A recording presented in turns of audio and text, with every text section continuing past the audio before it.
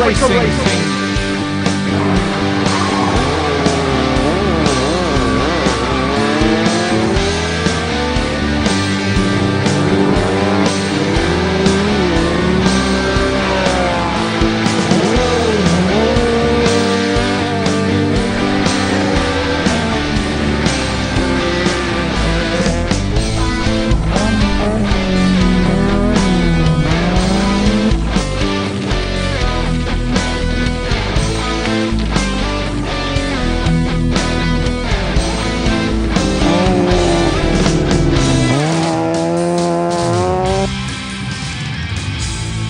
We headed up to Cattle Country for the Cattle Country Rally for 2017. Gobabis, around about 180 kilometers outside of Windhoek, about an hour's drive away from the Botswana border. And this was going to be an incredible weekend of racing for everyone involved in round number 4 of the Arrow Series. Gobabis, a little dorpy in the middle of absolutely nowhere, but for one weekend, it got loud, it got wild, and it got fast and dusty. Ours Motors was there, and they were going to be helping us out to get out to all the points to make sure we could bring you all of the racing action throughout the weekend. For many, it was their first time across the border into Namibia, but for a few, they knew exactly what they were in for, how to prep the cars, how to set themselves up, and how to attack and approach the event. Dippenaar was definitely going to be a man to beat, and he had a full rock and roll support crew out there. Normally the guys were just out there offloading their trailers, and for the side-by-sides, their first time up on Namibian soil. The Subarus were going to be locked and loaded and good to go, trying to fight it out for their championships, and we'd be keeping an eye to see who of the Scooby-Doos would get the job done. Some Land Rovers, some Land Cruisers, and some ex-national rally vehicles. A ton of money lined up there, and they have to make sure the drive shafts get hot and bothered before they can go and do the lineup queue. Mobile HQ was going to be following us around each of the stages, and that's how we started our day, with a nice riders briefing, drivers briefing, and Dippies, Vilu Dippenaar, telling us how the day was going to be running. Right now, day number 1 was all about lock and load time down in the pits before they got themselves ready for racing action. At drivers briefing, all the crews were told exactly how the event was going to be running and what to watch out for. 9 times against the clock. A couple of repeats on the stages, so we'd be expecting some improvements throughout the weekend, especially between days 1 and 2. We hand across now to Dippies to tell us what we can expect in Namibia. Thank you very much for the opportunity to welcome you all here. We're very proud to have 12 teams from South Africa, and we're really looking forward to have a tough competition. We don't have that much people out of Namibia themselves, but surely the few that's here, that will give you a tough time. I'd also like to thank extend our gratitude to Dippies Dippenaar and the Red Line Motor Club for inviting us to this prestigious event. We've sent up 12 of our crews. Hopefully we will have a good dice all the way up. And yeah, thanks to the guys. Hopefully this will become a yearly thing.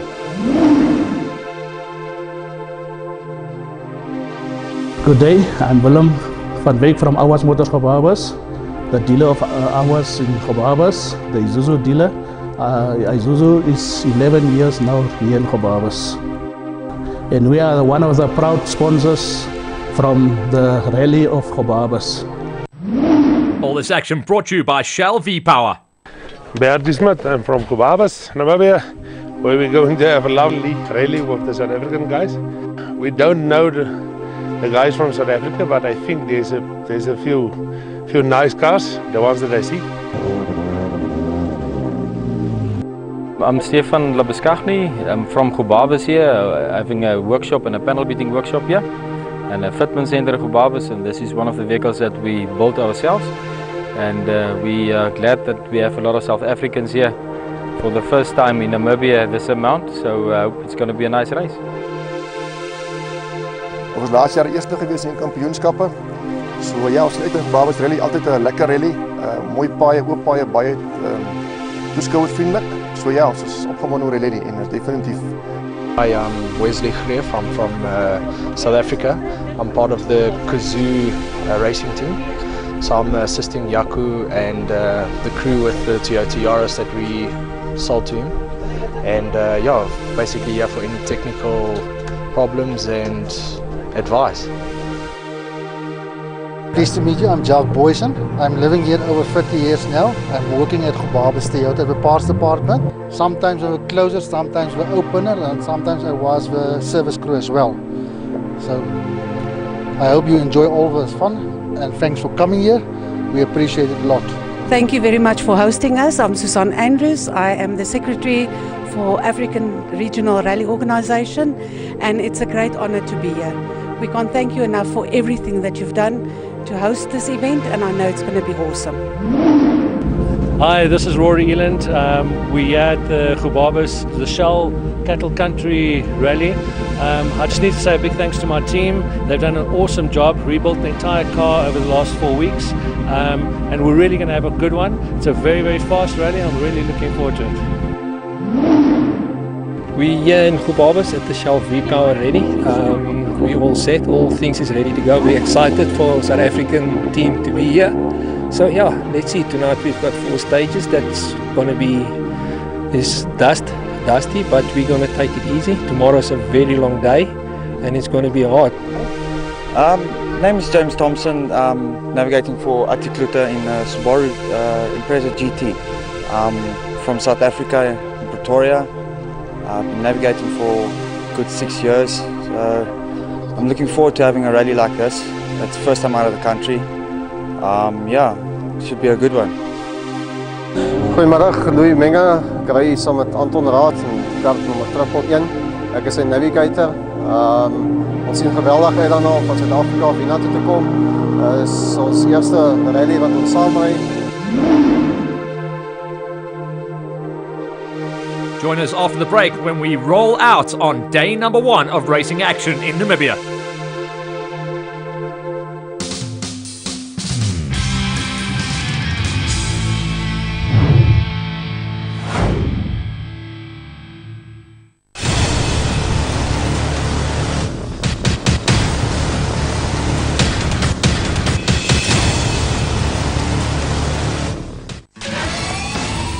Tonight on Highway Patrol. A major police hunt for a taxi passenger who's done a runner. With the taxi. A kid with an attitude. We've got light issues, we've got sign issues, and we've got a bad attitude. And has Officer Ash Bowden met the world's worst liar? You just said then she's married to me. You're just confusing me. She's married to my brother.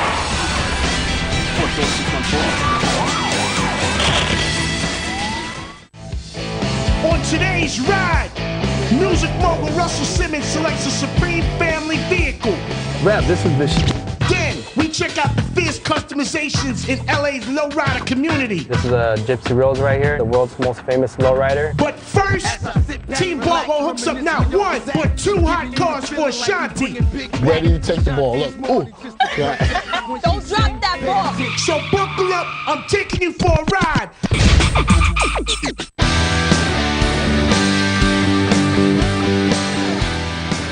Gobabis Rally! Yes, indeed. Welcome back to our coverage of the Gobabis Rally. This would be action from day number 1. The first day, the guys rolled up there, got themselves locked and loaded and set up in Pit Village. That was based out of Omateko, the conference center and lodge. And that would be where we'd be using our race village setup. After that, everyone would be rolling out to do a ceremonial start a little bit further down in the Gobabis main street, and the Shell Garage would be the official start. For now, all the teams were getting ready to hear the national anthems, to get themselves locked and loaded. It was a fantastic entry to see a lot of really competitive drivers, very strong teams coming across the border, and really going to be lining up and giving us some incredible racing action. Of course, you'll see a lot of the cars set up with the lights on, because we know later on in the day they'd been going under darkness and seeing who could win it out. At the previous round in the forest, it was a very tough run, but here it would be wide open places, wide open spaces, and that was what came from the briefing in Namibia. For now, everyone just showing their respect for the national anthems before it was time to get a little bit more serious. For now, drivers were just hoping they'd done all the prep on their cars, the vehicles, the buggies, the side-by-sides, and of course the production vehicles, to see if they could walk away with the big trophies come the end of the race weekend. With the national anthems done and dusted, everyone then got into their vehicles, rolled out of Omateko, and headed to the Shell Garage on the main streets Al-Khababas. Dippies would be leading all the cars out. And a beautiful sight to see car number 1 stretch their legs down the road, leaving Omateko and heading into town. In town, waiting for us, was our ceremonial start, and then we would be under race conditions. As always, the locals trying to step up to the plate. They'll be doing a little bit of dicing later on down the main street, but for now, it was all the crews getting serious. What a treat to see the side-by-sides coming across into Namibia. For some, the first time anyone has seen a vehicle like that. Subarus, yeah, everyone knows the sight and sound of the Scooby-Doos. And I must say, the Arrow series is where a lot of them have found their home. Klompy would be looking good. He had a great run in the forest at the previous event. And he would be looking for top 3 finishes once again. A rare sight indeed, a full Dakar Rally spec Land Rover. We'll see how they do come the end of the weekend.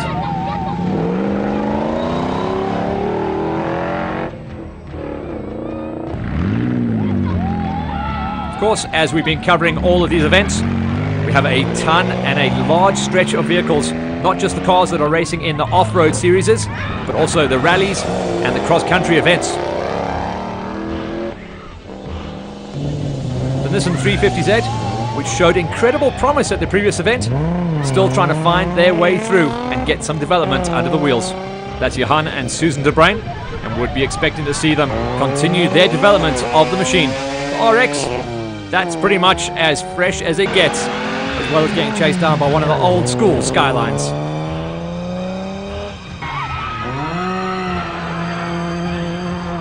Just for the crowd, just for the show, kicking up some dust on the ceremonial start. Come on, you can do better than that. And that's old Peter Palooza. He's been running good, and he got David Van Niekerk. Down at the Shell Garage, some nice festivities with our boys and girls in blue putting on a show for us.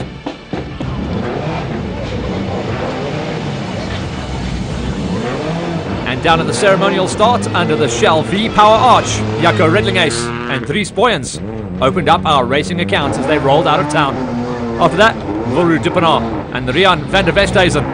Those be the guys chasing down the big overall win. 2 incredibly well-specced and prepped ex-Rally Championship race cars. The show was all about getting everyone rolling out clean and clear. This was on Khababas Main Street from the Shell Garage. The side-by-sides would be an incredible race to watch throughout the weekend. At the previous event, they showed that they could climb the ladder and really hassle for overall race victories.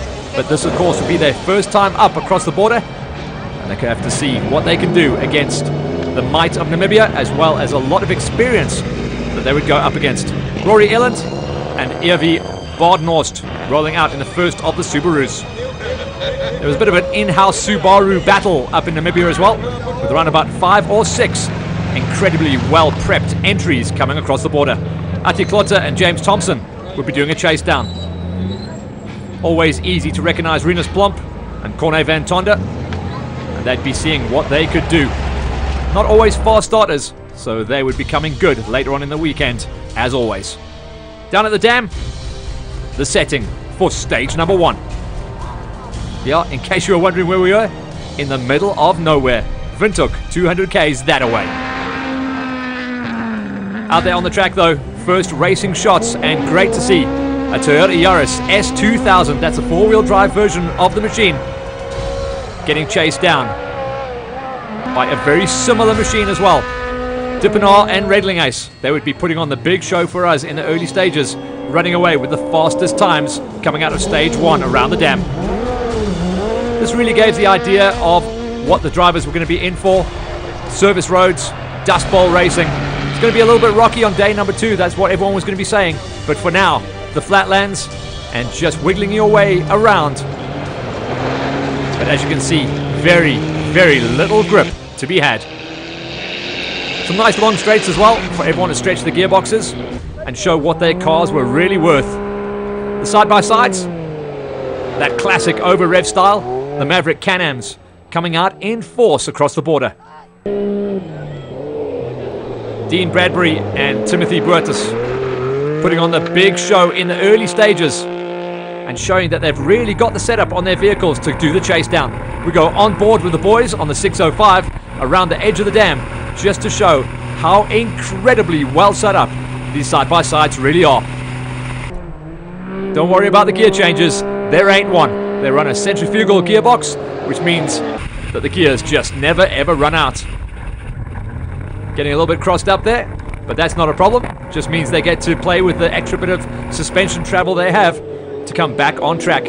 Spare a thought for these guys, as well as the guys racing in the special vehicle Space Ram buggies. No windscreens, that means it is just all-out action inside the cockpit, and everyone with full face helmets on, hoping they can keep the dust out of their mouths. First of the Subarus, like we said, a big in-house battle going to be happening with the Subarus. Rory Eland and Irvi Badenhorst, the first out. They came into this event holding a lot of good form as well, so they'll be trying to chase down a top 5 in the overalls, not just within their category. After that, it was going to be the close down of Ati Klotter and James Thompson. Also running some good pace in the late afternoon around the edge of the dam. Remember, this was all stage 1, and there would be 9 racing stages throughout the weekend. Plumpy, like we said, showed good form in the forest. He was going to have to try and back that up as the Arrow Tour made that big trip across the border into Namibia. Unfortunately, a big navigational problem on stage number 1 between Plomp and Van Tonder. They got themselves all crossed up and a massive chunk of time lost early in the rally. These guys were an incredible story throughout the weekend. 70 years young between them. In fact, older than the car itself, but a very well-prepped Land Rover rally spec machine. That's the Labuskaghnis of Christian and Stefan. And that just sounds fantastic. V8 Thunder. Bertie Smith and Dewald Venter putting on a show. And they'd be trying to chase down. These are the guys that raced out of Namibia as well. So they were waving the flag for the locals. Hopefully we see those guys making the big trips across the border. They don't follow the entire Arrow Tour. But with a little bit of luck, a good running at the Namibian event will spur them on and make sure they line up for the rest of the tour. This is one of our former off-road rally championship racers, making the step across from off-road into rallies. That was Giel Nel and Dewald Hutting. And then the Lighties from Namibia. Vinties indeed on the 22. Joop Kirsten and Vian Meyer. The 350, such a cool vehicle this, it really is. The De Bruyn's still developing, but this stage was custom made for them to lay down the ponies. Velmi Cohn and Ronnie Opperman doing a big chase down there. Remember, this was stage number 1, the dam stage. After this, we'd be heading into the showgrounds with everyone getting their tags done. And the first of the Waterworld Can-Am Mavericks set off into stage number 2. This really was a big fight, and when everyone saw that the entries were getting filled up with the side-by-sides, the rest of the establishment was starting to get a little bit twitchy, believe me. Rory Eland, he'd had a good run on stage number 1 as well. A little bit of a misfire coming out of the gate on stage number 2.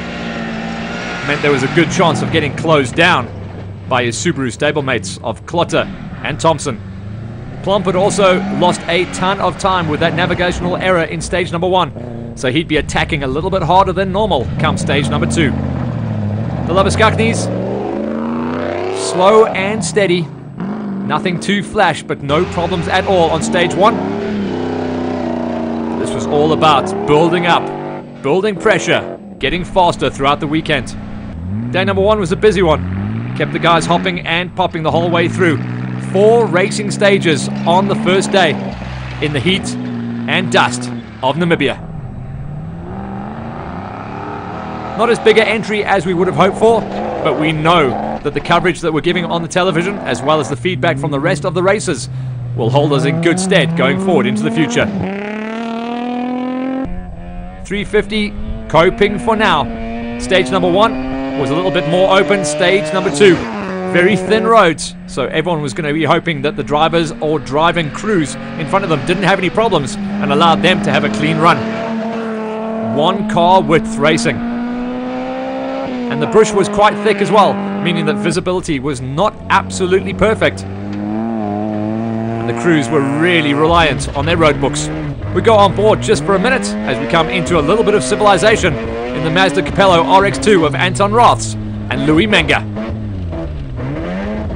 That low sun, this is almost like a special stage, in fact, going through some of the farm buildings and the showground area, giving us an incredible bit of entertainment. Not a hell of a lot of room for wiggling. You don't want to hit one of those cow troughs. That would rip a wheel off. No time whatsoever. The 111 just over revving there, spinning up.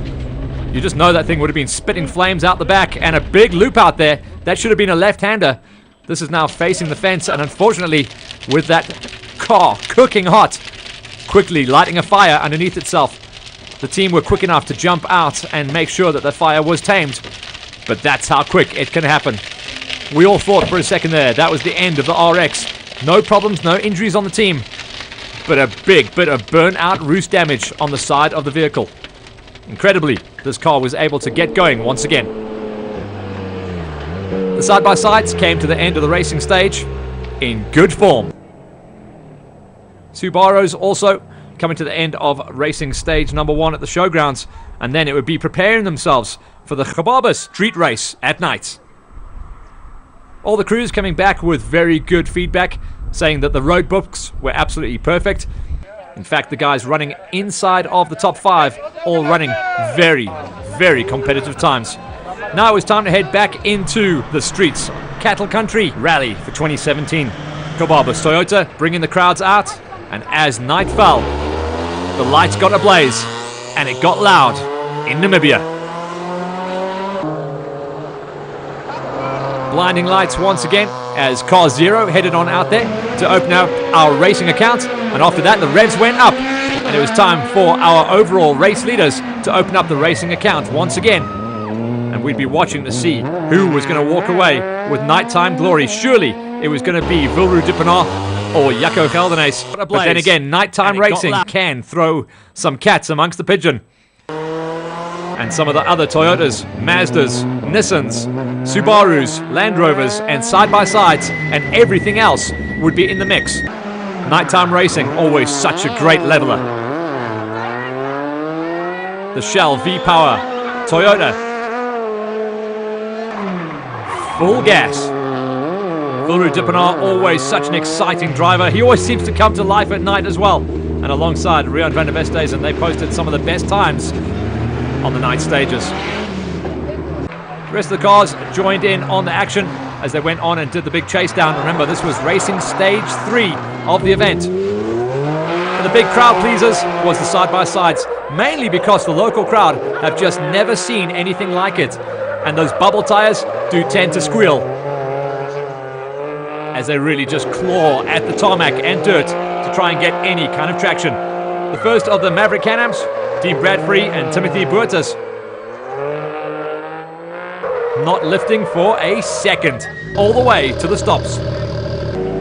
The big chase down battle in the side-by-sides was between them and Ashley Bradbury, alongside Lawrence Duplessis in the second of the Waterworld Can-Ams. Not a cheap vehicle, and certainly not a cheap vehicle to get prepped into this kind of space to go racing. But more fun behind a wheel, some would argue, you cannot have.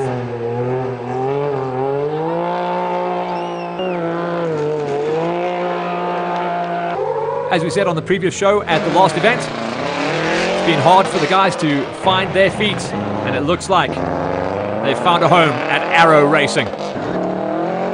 Rory Eland and Irvi Bodenhorst consistent throughout the first couple of stages, trying to stay within the top 5 overall, and all they would want coming out of the nighttime race was to stay consistent. Big crowds based themselves out of the main Toyota dealership down there, as the unmistakable roar and pop of the Subarus lights up the streets of Gobabis.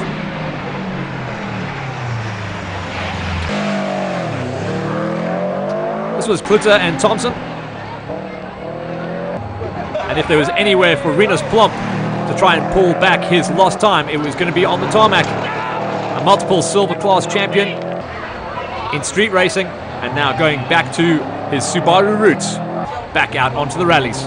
Klomp would post a respectable time, but unfortunately a big loss on stage 1 would see him having to climb the ladder the rest of the weekend. The Labuschagnys had a full-on off-road setup on their 4x4 version of the Land Rover, so unfortunately it was going to be a little bit difficult for the Defender to post a good time on the streets with a lot of body roll. And when the tracks got a little bit rougher later on in the racing weekend, they would be shining and climbing the ladder.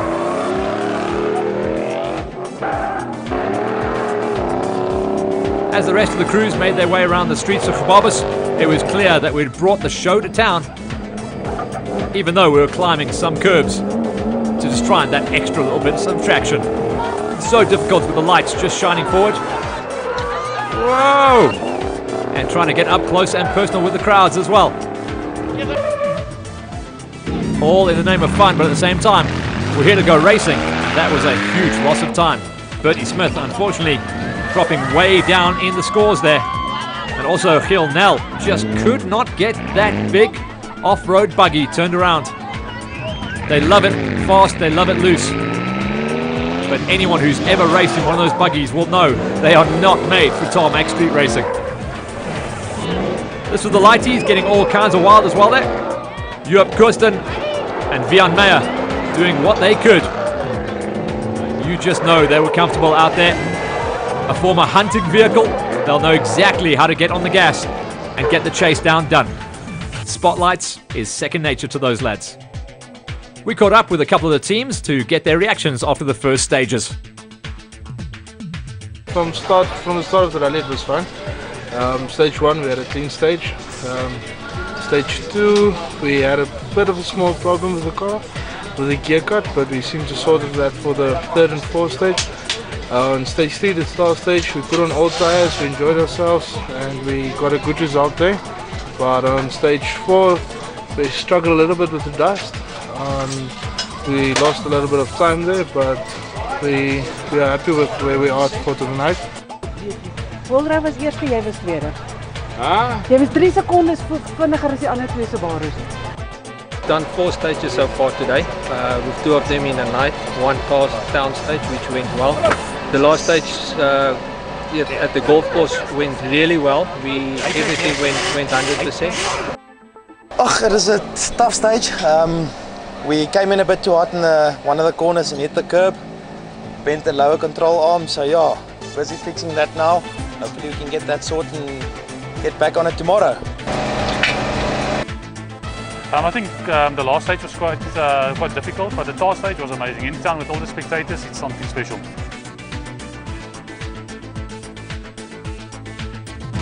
The one that was the most difficult stage was the last stage, the golf one stage. The golf stage.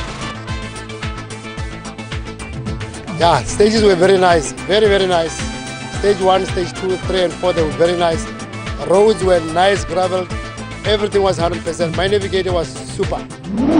Great reactions coming out of all the crews coming towards the end of day number 1 of the Gobabis Rally, brought to you by Shell V-Power. Now everyone was getting themselves locked and loaded, preparing the cars for day number 2, which started with the longest stage of the event, stage 5.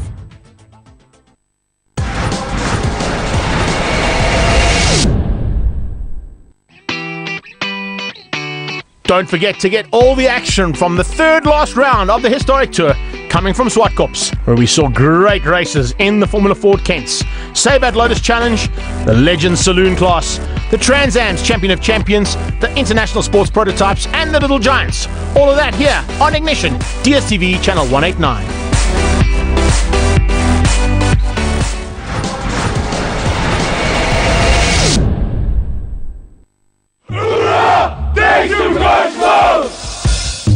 We got Supercars Exposed here. Let's give them a show. For this Supercars Exposed, I go to Camp Pendleton to give the military some joyrides. And they repay the favor by putting me in some of the meanest machines ever made. Let's go! USA-grade exotics hit the track, and some American supercars go up against a Porsche Carrera GT. This is a race car! The All-American Supercar Show is coming at you, so hold on to your seats.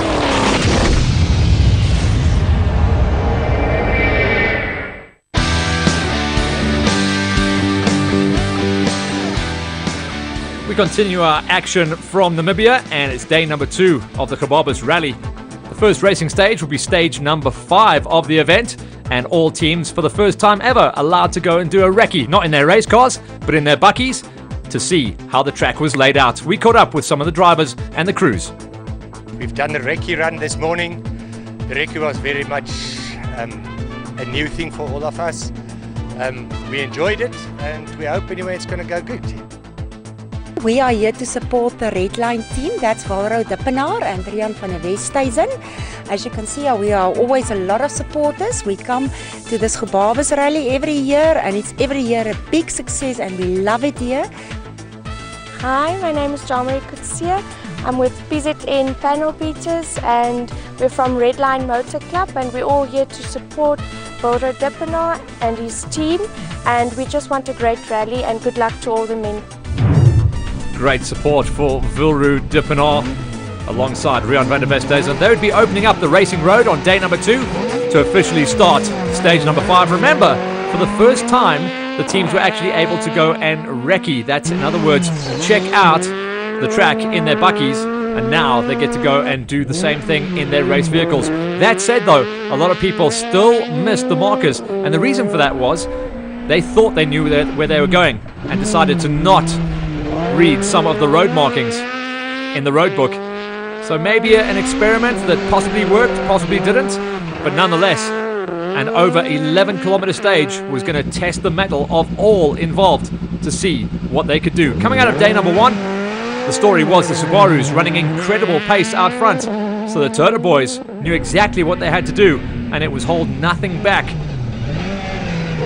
Jaco Redlinges just brushing the bushes to try and max out his traction and lines as he hammered stage number 5 alongside Dries Boyens. A little bit of fence post racing, as we like to say. Up the one side, through the gate, and down the other.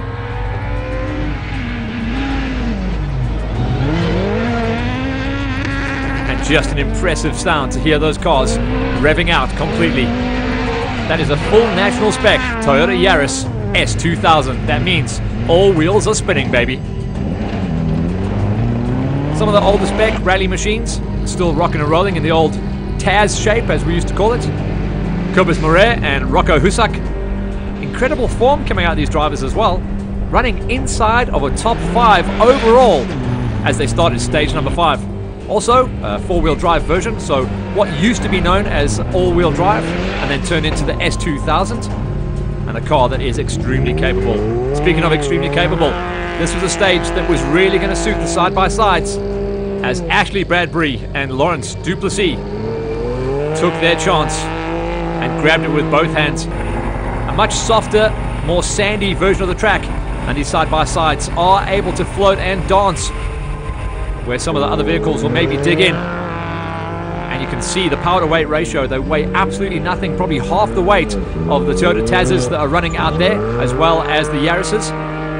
So able to really brake super late and get on the gas early, and that's why we're seeing them climb the ladder and possibly get themselves up there to run inside of a top 10. That was Ashley Bradbury, Dean Bradbury, trying to climb the ladder and race inside of a top 5 alongside his navigator, and that was Timothy Brutus. These guys were inside of a top 5 come the overnight break. The problem with the side-by-sides is they do tend to have a little bit of an overheating issue on their belt drive system, so these guys know an 11-kilometer stage is going to push them to the very limit. No problems though on the Land Rover, and Stefan alongside Christian Labuskachny will have a absolutely perfect setup. Stage number 5 saw big improvements coming out of the Land Rover crew, and they'd be able to build on this to try and gain that momentum and time lost on day number 1. That wasn't going to help though. A little bit too tentative through the turnaround, and unfortunately not attacking as hard as they should be. The Subaru battle was getting wild though, and Ati Klotter alongside James Thompson pushed as hard as they dare on stage number 5 to try and maintain their advantage. They were locked in a wild battle with Rory Eland and Irvi Bardenhorst. But we went on board with the first of the Subarus to show just how tight it really is. A lot of 90-degree corners for the guys to deal with, meaning the brakes were going to take an absolute pounding on this stage. Bertie Smith and Dierwold Venter, they'd lost a lot of time overnight in the night stage, and this was much more their style. As they got out onto stage number 5, they'd be looking for a top 10 finish overall and would not want any more navigational mistakes to drop them further down the ladder. Valmy Kuhn and Ronald Opperman were in good form. They were sitting inside of a top 10 finish come the nighttime break. And stage number 5 would see them start to climb the ladder and break into single digits just outside of the top 5. The Runix was running strong.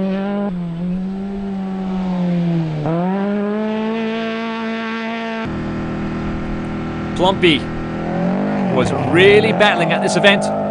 He was sitting just outside of the top 10 come the end of the night, and he would have to really pull it back.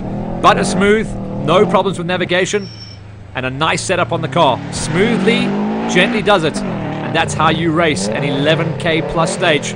Plump eventually getting himself inside comfortably of the top 10. But it was going to be a tough ask to try and chase down on the first of the Subarus of Rory Eland and Irvi Bardenhorst, who were doing a great job to remain inside of the top 5.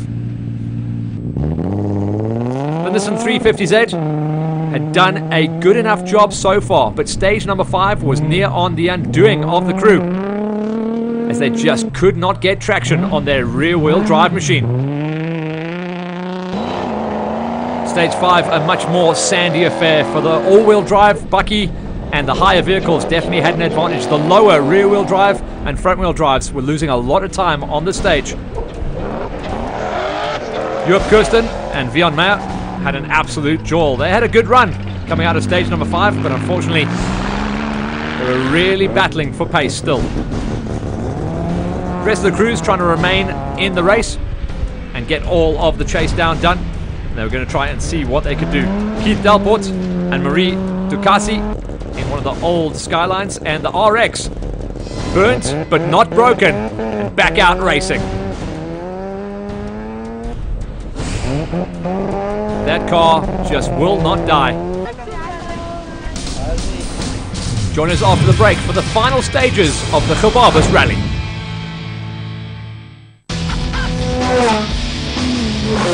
In each episode of Battle of the Supercars, we match two of the fastest production cars in the world for no-holds-barred battles that test speed and handling. Two lightweight tuned European exotic sports cars. A 3.9-liter Sharkworks Porsche GT3 RS and the Ferrari F430. Both over 500 horsepower to make them go, but carbon brakes to help them stop.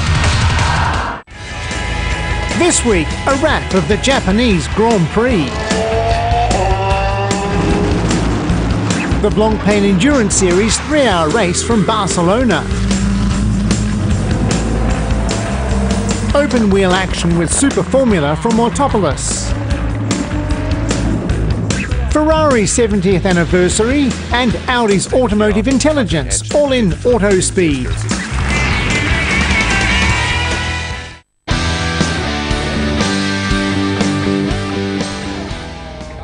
Staying with the action from the Gebabis Rally, and now we went all industrial. The industrial stage, keeping things a little bit closer to town, making sure that people could see exactly what rally was all about. The Arrow crew doing a great job to bring the show to the people. Vilru Dippenaar was opening up the road once again alongside Rian van der Westhuizen, and the Shell V-Power Toyota Yaris was doing a sterling job. Now the top boys were into their stride come the halfway marker of day number 2. Jaco Ridlingace and Dries Boyens. These were now the men to beat.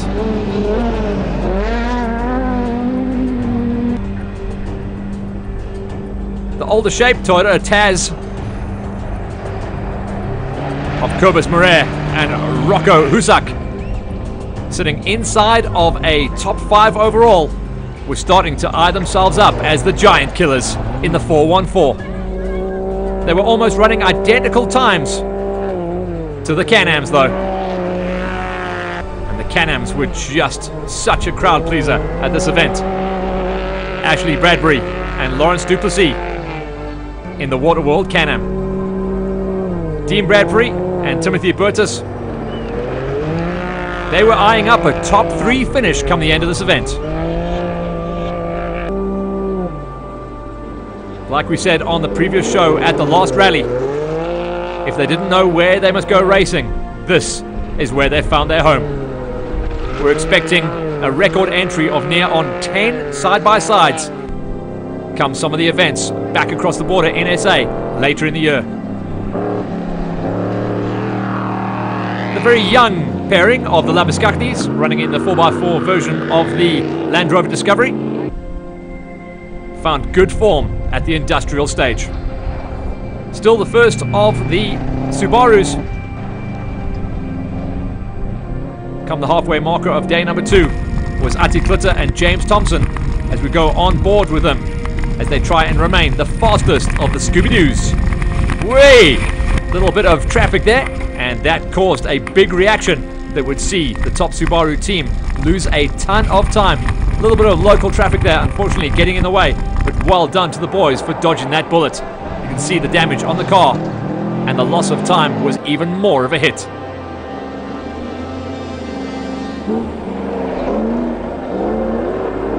Bertie Smith and Dewald Fenter battling for traction on the loose, shaly surface of the industrial stage.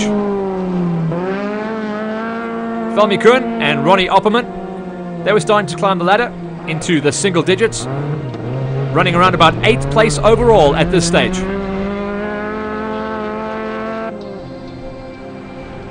Plump was also pretty much in the battle with Velmi.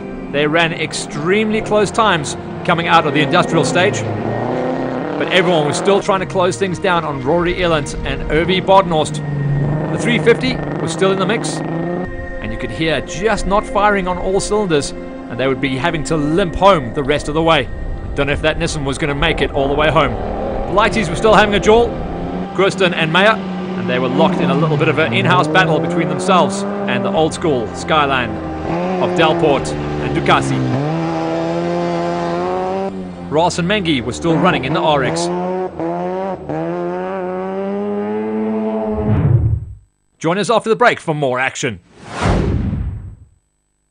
We started getting a following, not just from Bahrain, Saudi Arabia, from UAE, from Kuwait. Our fame was absolutely meteoric. Came up with the concept of a car magazine, primarily to sell vehicles, and then it moved into reviews and test drives. Samir Uchi, working with Mo, it's actually great. He's got some good banter. Basically the yin and the yang. I'm like laid back, don't worry, inshallah, we'll get the job done. And Samir's like, no, I want it now. I know what I'm doing, he doesn't. Really? He is quite mean to me. Seriously? It has to be done now. And it's like crazy. Sometimes he drives me up the wall. Very nice, very kind. They love me. They might say otherwise. For me, it's more about slamming on the gas and seeing how much we can clock. Some of the most luxurious cars have a home in this part of the world. I get dragged around to all the meetings, I record everything, and then I put it on the social media channels. Our magazine is very jazzy, it's very hep. That's what people love about it. We're pioneers. It was one of the first publications in the Middle East. If we're not talking about it, nobody else is. I think it's absolutely amazing.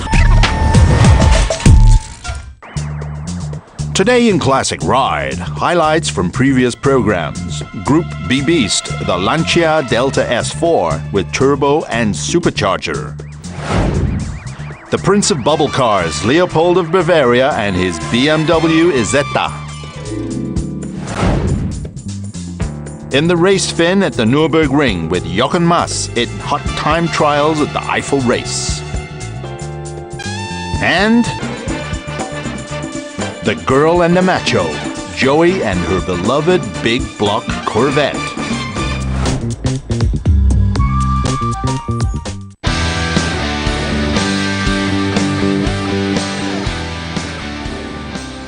At the Gobabas Rally, there were a couple of stages that the racers actually attacked twice.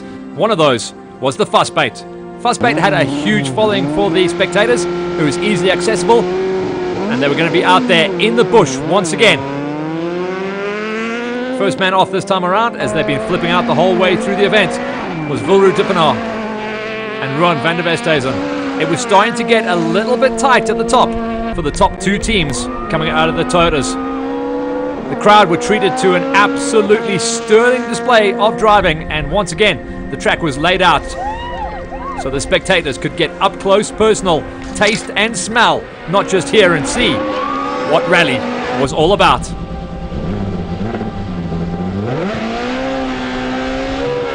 By this stage, Jaco Geldenhuys was running in the number 2 spot, and he needed absolutely everything that he had under his right foot and the skills on his shoulder coming out of Dries Boyens to help him climb the ladder.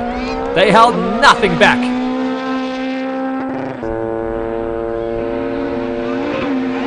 Yo, things got wild and loose though. A little bit ragged. Would see them remain in the number 2 spot. Marais and Husak rock solid inside of a top 4 placing now, as the rally was starting to wrap itself up. Much more economical in their driving style to stay a little bit cleaner. The Bradburys though, this was a stage with their name all over it. Ashley Bradbury and Lawrence Duplessis would be able to give it horns in the Can-Am Maverick in the Water World colours. This pairing have really got it dialed in as far as the performance of their vehicle goes, but also in the performance inside of the cockpit, open as it is. These guys know exactly what to do, and how's that for a suspension workout? They didn't have to lift one iota, and they're running maximum travel on the setup here in Namibia. Dean Bradbury and Timothy Burtis. The Bradburys have got one hand on the trophy, you can see it. Melmy Kuhn and Ronald Opperman, they had a nice stage coming out of the first running of the Fastbait, and they were cementing their position inside of a top 10.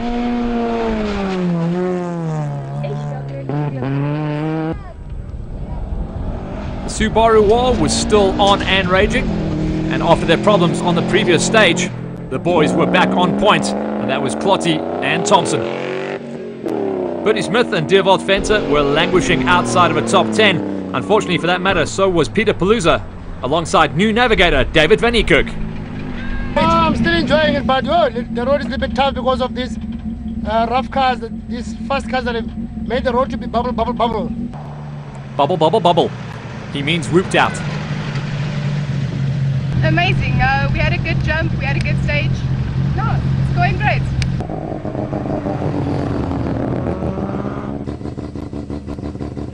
With that done, the next stage up was the Jasper.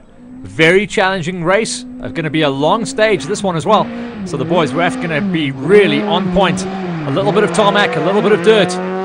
Pretty much everything in the mix, and probably, for me, the most challenging stage laid out there. That was straight past Pit Village as well. Got to be topping out well over 200 k's an hour. This is rally racing. Gotta love it. The top 2 teams now were locked in a ding-dong battle, with only seconds separating them. Wilru de Pinaar alongside Rian van der Westhuizen and Jaco Redlinghuyse with Dries Boyens on the books were giving it everything they had.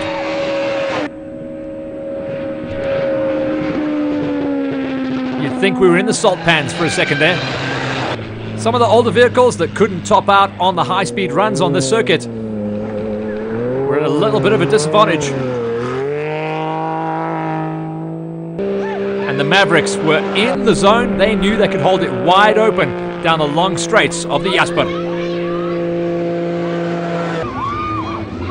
The Bradburys were loving life, as were the crowds as well. You might not see them all, but they had a great show throughout the weekend. The big red marker on the big tree tells us the race is done and dusted. We were able to catch up with Bertie Smith at the end of his race. So we had a breakdown, we recovered from it, the back diff was stripped and we put a new diff in, so we finished, and it was a nice rally. Keith Dalport and Marie Ducassi in one of the old school Nissan Skylines got their job done. Not long after that, we picked up on the Subaru of Clotter and Thompson.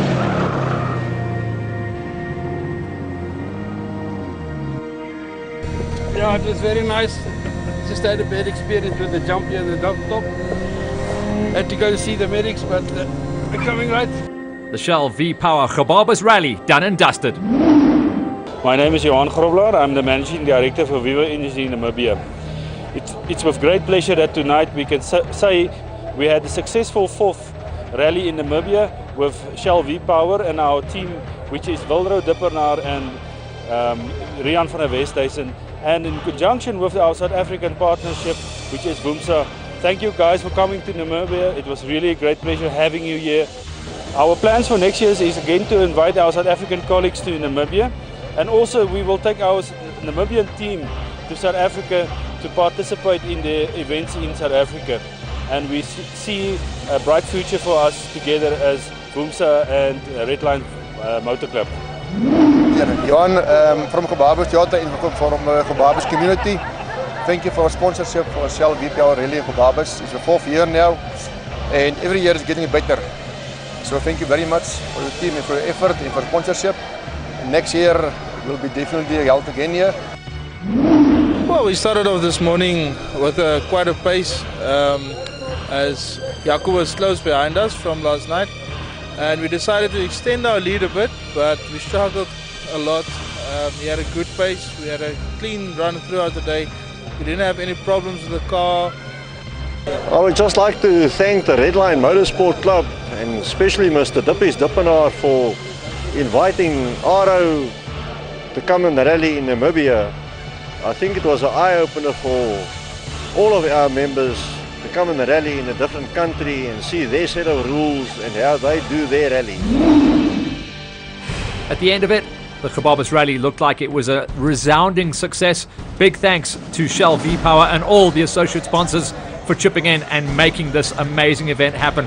Everyone joined us for the end of the event, which of course was the prize giving.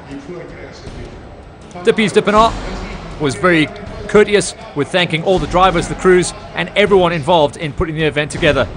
Kobus got stepped up there, old Kobus Groenewold from the Arrow Racing Series, and he got a big thank you because he is one of the guys that was instrumental in bringing the event across the border and getting us up there racing. After that, it was all about handing out prizes and thanking the committee that were involved in running the event.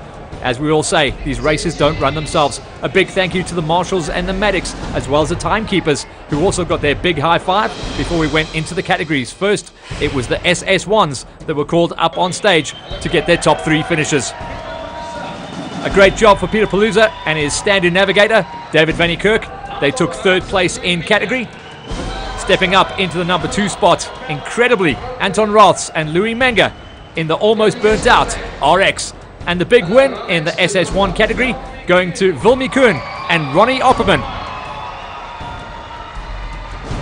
Lovely to see everyone work through the problems they had on the event and still keep on running. In the off-road category, it was cool to see a couple of old names get back into racing. The Sandmaster picked up the 3rd place in the hands of Giel Nel and Dierwald Hotting. And then the 2nd and 3rds were all about the Bradburys in the Can-Ams. These things are near on untouchable.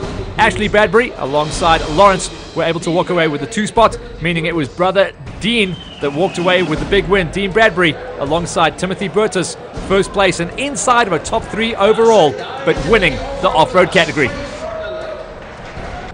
One of the coolest stories coming out of prize giving as well was having the Lighties racing with us. And as a big thank you for getting the guys joining the party, they were handed a check for 1,000 Rand just to say thanks for being part of the show. That was to Joop Koetsen and Vian Meyer. We hope that they will be joining us with the rest of the racing series as part of the Arrow Championship. Well done, lads, and thanks to the event organisers. In the SS4 category breakdown, to get more of the names and faces up on the stage, breaking their way inside of the top 3, 3rd place was handed to Ati Klutter and James Thompson. Even though they had their problems out there on the track, they were able to muscle a 3rd place finish. 2nd place on the event went to Rory Eland and Ovi Badenhorst, and the big win at the top of the pile going to the lads in the 414 of Kobus Marais and Rocco Husak. That Taz is too quick. Also able to walk away with a 4th place overall. In the SS3 category, as we made our way through the rest of the entrants, making their way up into 3rd place and up onto the box. Great to see these guys climbing the ladder and walking away with a little bit of metal to get onto the box. that old Skyline. Super strong ride coming out of Keith Delport and Marie Ducassi. They got themselves up onto the podium. Second place, getting themselves up onto the box as well. They've done an incredible drive, and that car was so strong throughout the weekend. Jaco Reglinghuis and Dries Boyens, and which meant that on the top of the pile, it was a man with a ton of support and running the Shell colours on his car as well of Vilru Dupinard and Rian van der Westhuizen, who walked away with the big win in category and the big win overall. This is how the overalls broke down come the end of the event. At the top of the pile, Vilru Dupinard and Rian van der Westhuizen winning out by just over 30 seconds. Bradbury, the first of the side-by-sides, in third place, and the day is going to come where they will walk away with the big one. Inside the top 7, Rinos Plump, he got himself back on point after problems on day number 1, and rounding out the top 12 was Ross and Mangi.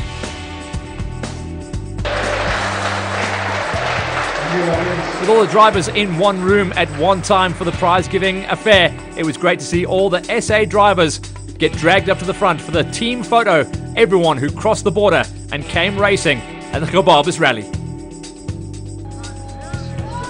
So across the border, we go back to SA, but we'll be back in Namibia because that was an incredible race at the Gobabis Rally.